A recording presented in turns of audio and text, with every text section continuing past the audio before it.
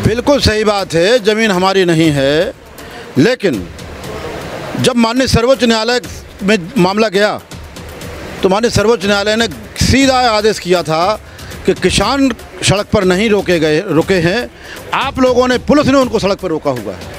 और 8 महीने से लगातार जहां हमको रोके हुए हैं, हमारे घर झोपड़ी सब बन गए, आप देख रहे हैं पूरा सिस्टम जम गया है। हमारी ज़मीन नहीं है तो क्या उनकी ज़मीन थी? क्या बताएंगे कि किस नेता के नाम से रजिस्ट्री हो एनएच की? क्या उनकी ज़मीन थी? क्या उनको लिखित परमिशन थी उस जगह की कार्यक्रम करने की? क्यों आए वहाँ पर? हम किसी नेता का सम्मान करना है, हम उसको अच्छा मानते हैं कि ज़रूरी है कि हम उसी जगह पर जाएं। 28 जनवरी को यही मेरे साथ घटना हुई थी। 28 जनवरी को इन्हीं झंडों के साथ अराजक तत्व आए थे जो हमारे धरने को ख़त्म करना चाहते थे, हमारे किसानों को अपमानित करना चाहते थे, मारना चाहते थे, और फिर लगातार 2 दिन से हो रहा था, हम लोग बर्दाश्त कर रहे थे। तो देखना चाहिए था ना, कम से कम अगर इरादे नेक थे तो लगातार ये घटना रिपीट क्यों हो रही है? दूर चले जाते, कहीं करते जा करके, हमारा कोई विरोध नहीं था। और इस तरह का काम कोई भविष्य में भी ना करें। जहाँ पर कहीं कोई धरना चल रहा, कोई प्रदर्शन चल रहा और वहाँ पर इस तरह की घटनाएं उस झंडेधारियों ने की हुई हैं, तो मेरा तो अनुरोध है कि ज़रा धरने से दूर रहें, 100-200 मीटर आगे पीछे कार्यक्रम करें, कोई मनाही थोड़ी है, लेकिन ज़रूरी है कि हमारे मंच के सामने करेंगे। ठीक है, अब बात करते हैं जिस ट्रैक्टर पे हम लोग हैं, जिस किसान आंदोलन के बीच हैं, गाजीपुर बॉर्डर पे हैं। सर, आपने देखा होगा, आपने खुद किया है कि किस तरह से सरकार आपकी बात को सुने, इसलिए आप लोगों ने ट्रैक्टर रैली निकाला, ट्रैक्टर मार्च किया, आप लोगों ने आपने भारत बंदी का ऐलान किया, आपने भूख हड़ताल भी किया, लेकिन इसके बावजूद भी सर कुछ हुआ नहीं है। अब आपके सामने यूपी चुनाव है, आपने अपनी बातों को पहुँचाने के लिए, सरकार आपकी बातों को सुने इसलिए आपने पश्चिम बंगाल गए, वहाँ आप लोगों ने उनका विरोध किया। अब यूपी में क्या करने वाले हैं? देखिए, धरने से 8 महीने में ऐसा तो बिल्कुल नहीं कहा जा सकता कुछ हुआ नहीं। बहुत कुछ हुआ। अभी तक हिंदुस्तान में जो नहीं हुआ था वो इस 8 महीने के अंदर हुआ। पहली बार किसान नंबर 1 ट्रेंड पर है, नंबर 1 मुद्दा हिंदुस्तान में नहीं पूरी दुनिया में है। आपने देखा होगा विदेशों में, वहाँ भी अगर किसानों ने आंदोलन किया तो ट्रैक्टर पर बैठ कर के किया, क्योंकि ट्रैक्टर का एक ट्रेंड चला हुआ है। किसान पहली बार नंबर 1 पर ट्रेंड कर रहा है, ये इस आंदोलन की बड़ी उपलब्धि है।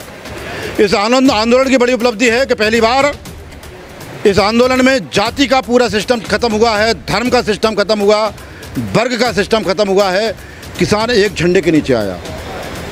इस आंदोलन में पहली बार ऐसा हुआ कि देश ने समझा कि इस अहंकारी सरकार का भी विरोध किया जा सकता है और लोग उतर के आए।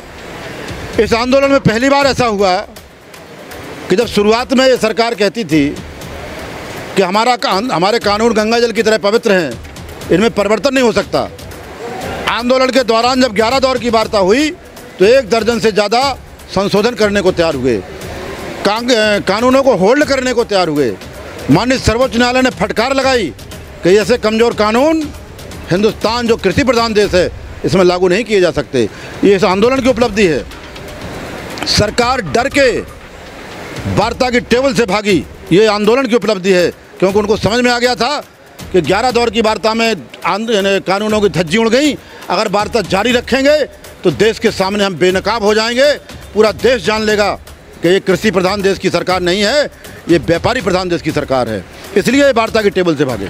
सर, इतना दिन होने के बावजूद, इतनी वार्ता होने के बावजूद आप और सरकार के बीच में फिर भी आज जो है नरेंद्र सिंह तोमर का साफ कहना है कि अगर संशोधन आपको करना है तो कीजिए, लेकिन इन जहाँ तक 3 नए कृषि कानून की वापसी की बात है वो किसी सूरत में नहीं करने वाले हैं। ये लोकतांत्रिक देश है, चुनी हुई सरकार है, कोई मंत्री इस देश का मालिक थोड़ी है जो आदेश करेगा कि संशोधन होंगे पर और ख़त्म नहीं होंगे कानून।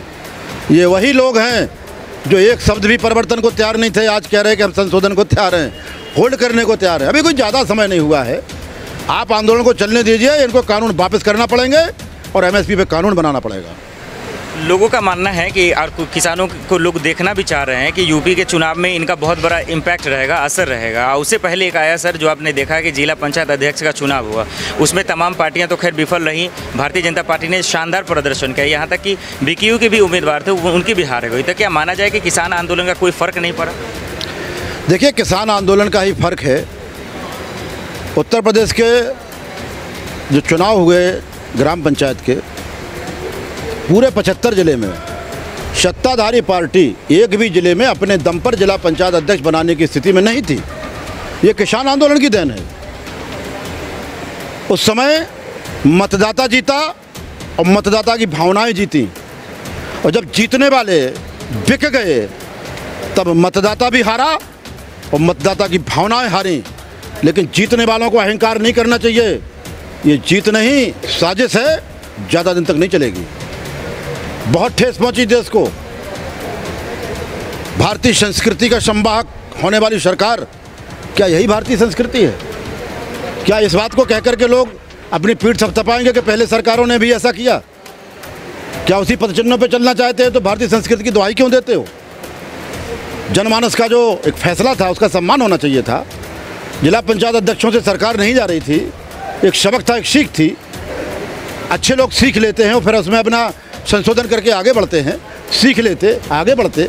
लेकिन जो प्रदर्शन हुआ है अध्यक्ष जी पर, ये ठीक संकेत नहीं है इस देश के लिए और आने वाले भविष्य के लिए।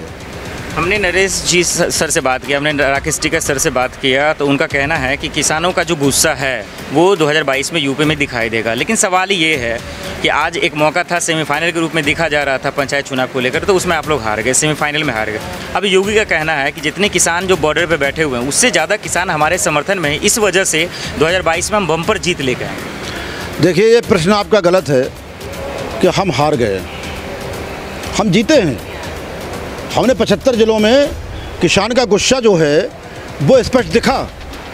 लेकिन जब चुने हुए प्रतिनिधियों से चुनाव होना हो और ऐसे लोग जो चुनाव में बड़े बड़े वादे करके जीत के आए, जरा से स्वार्थ में, जरा से दबाव में, अपनी कमजोरियों को छिपाने के लिए, और जब सत्ताधारी दलों के हाथों से इस तरह से लुट जाते हैं, तो ये हमारी हार नहीं है, ये तो देश की जनभावनाओं की हार है। जनभावनाओं के ऊपर डकैती पड़ी है, लूट हुई है।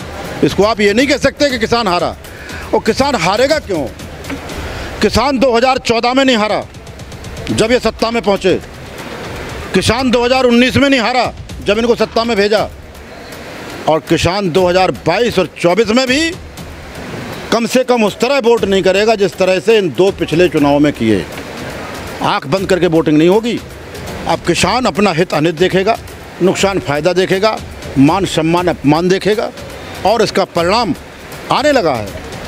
गांव से जो संकेत आ रहे हैं, गांव का निवासी किसान मजदूर कह रहा, गुस्से में है, वो कह रहा है कि कम से कम इस तरह आंख बंद करके अब हम मतदान नहीं करने वाले हैं। ठीक है सर, आप कह रहे हैं कि जनता आंख इस बार बंद नहीं की हुई, जनता जागरूक हो गई। तो क्या आपको लगता है कि पश्चिम बंगाल में जिस तरह आपने देखा कि ईवीएम को लेकर जो झगड़ा हुआ, गड़बड़ी की खबरें आई, आपको क्या लगता है यूपी में भी इस तरह की खबरें आ सकती हैं? भाई, यूपी भी हिंदुस्तान में है और बंगाल भी हिंदुस्तान में है। करने वाले वही हैं, कराने वाले भी वही हैं, कुछ भी कर ले। लेकिन देश बड़ा होता है, देश का संविधान बड़ा होता है। किसी व्यक्ति को देश से और देश के संविधान से बड़ा नहीं बनना चाहिए। देश की आम जनता है, जनता जनार्दन होती है, भगवान का रूप होती है, इसका सम्मान करना चाहिए। मुझे भरोसा है इन सारी चीज़ों से सीख लेकर के अगले चुनाव में ऐसा नहीं करेंगे। फ्रेश चुनाव होंगे, फ्रेश नतीजे आएंगे और आश्चर्यजनक और चौंकाने वाले नतीजे आएंगे। उनके नेता, भारतीय जनता पार्टी के नेता, उनके कार्यकर्ता आपके इलाका में, आपके ज़िले में जब वोट लेने के लिए जाएंगे तो आप लोगों ने किस तरह से रणनीति बनाया है कि उनसे मुकाबला करेंगे? तो गांव का किसान बताएगा। आपको क्या लगता है? हमें नहीं लगता कि किसान का रुख ठीक होगा, क्योंकि वो पिछले 8 महीने से ठगा हुआ महसूस कर रहा है, अपमानित महसूस कर रहा है। उसको ऐसा लग रहा है कि किसान आंदोलन को इग्नोर किया जा रहा है, दबाने का प्रयास किया जा रहा है, बदनाम करने का प्रयास किया जा रहा है, तोड़ने का प्रयास किया जा रहा है। तो इन चीज़ों को बर्दाश्त नहीं करेगा किसान। किसान बहुत स्वाभिमानी है। हम कोई राजनीतिक दल थोड़ी हैं, इनके कंपटीटर थोड़ी हैं जो इनके खिलाफ चुनाव लड़ने जा रहे हैं। हम देश के जो साजिश करता है, देश को बेचने वाली शक्तियाँ हैं, हम तो उनके खिलाफ खड़े हुए हैं। हम किसी पार्टी के खिलाफ थोड़ी खड़े हुए हैं। हम सरकार से मेरी लड़ाई है, किसी पार्टी से लड़ाई नहीं है। कुछ पार्टियाँ ज़रूर अपना सर फंसा रही हमारे फंदे में, नहीं आना चाहिए ना बीच में। हमारी सरकार से लड़ाई है, पार्टी क्या औकात होती है? सरकार हिंदुस्तान की है, सरकार आम जनमानस की है।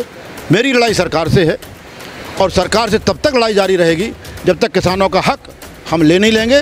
3 कानून वापस होंगे और एमएसपी पे कानून बनेगा। सर, एक आखिरी सवाल है, आपको गुस्सा आता है क्योंकि आपका अपमान किया जाता है, वो जो लाजमी है, आपका जो बेइज्जती किया जाता है, आपको देशद्रोही, आतंकवादी किया जाता है, और इसीलिए आज देश का सबसे बड़ा मुद्दा किसान आंदोलन बन गया है। और यही वजह है कि क्या आपको लगता है कि किसान आंदोलन ही यूपी के 2022 विधानसभा चुनाव में एक सबसे बड़ी चुनौती रहेगी, या फिर सीएम योगी के लिए और भी कोई वजह है जो उनके लिए चुनौती रहेगी? देखिए, हमारे ऊपर बहुत सारे आरोप लगे। शुरुआत में खालिस्तानी, पाकिस्तानी, कनाडाई, आतंकवादी, जाने कितने आरोप लगाए। लेकिन ये देश उन चंद लोगों की मानसिकता से नहीं चलता। ये 130 करोड़ जनता की भावनाओं से चलने वाला देश है। जो भी इन्होंने आरोप लगाए, देश की जनता ने सिरे से खारिज कर दिए। जो आरोप लगाते थे, उल्टा जाकर के इन्हीं के मुंह पे पड़ता था वो आरोप जाकर के। कोई आरोप हमारे ऊपर सिद्ध नहीं कर पाए। ये उन आरोपों की वजह से बगले झांकते नजर आए। तो इस तरह के आरोप लगाना, अब बार बार उसी तरह से मुंह की खा रहे फिर भी आरोप लगा रहे, तो बेशर्मी है। बेशर्मी से बाज आना चाहिए। अरे फैक्ट का सामना करो, आमने सामने वार्ता की टेबल पर आओ। वार्ता आमने सामने होना चाहिए। और मैं तो ये कहना चाहता हूँ कि भले ही वार्ता बंद कमरे में, बंद हॉल में हो, लेकिन उसका लाइव टेलीकास्ट होना चाहिए। हिंदुस्तान का एक एक व्यक्ति देखना चाहता है कि किसानों का पक्ष क्या है और सरकार का पक्ष क्या है। लाइव टेलीकास्ट होना चाहिए। मैं ये चाहता हूँ जो भी वार्ता हो, लेकिन अनकंडीशनल वार्ता होगी। कंडीशन लगा करके बात करना चाहेंगे तो वार्ता नहीं होगी। हिंदुस्तान का किसान इतना कमज़ोर नहीं है, ये स्वाभिमानी किसान है। बिना शर्त वार्ता होगी तो तैयार हैं, आधी रात को तैयार हैं। और शर्त लगा के वार्ता करना चाहेंगे, किसी भी रूप में 1 इंच भी नहीं हिला जाएगा, ना झुका जाएगा। हिंदुस्तान के किसान के सम्मान से समझौता नहीं होगा। 3 कानून वापस होंगे और MSP पे कानून बनेगा और ये देश का किसान सम्मानपूर्वक लौट करके अपने खेतों की तरफ जाएगा।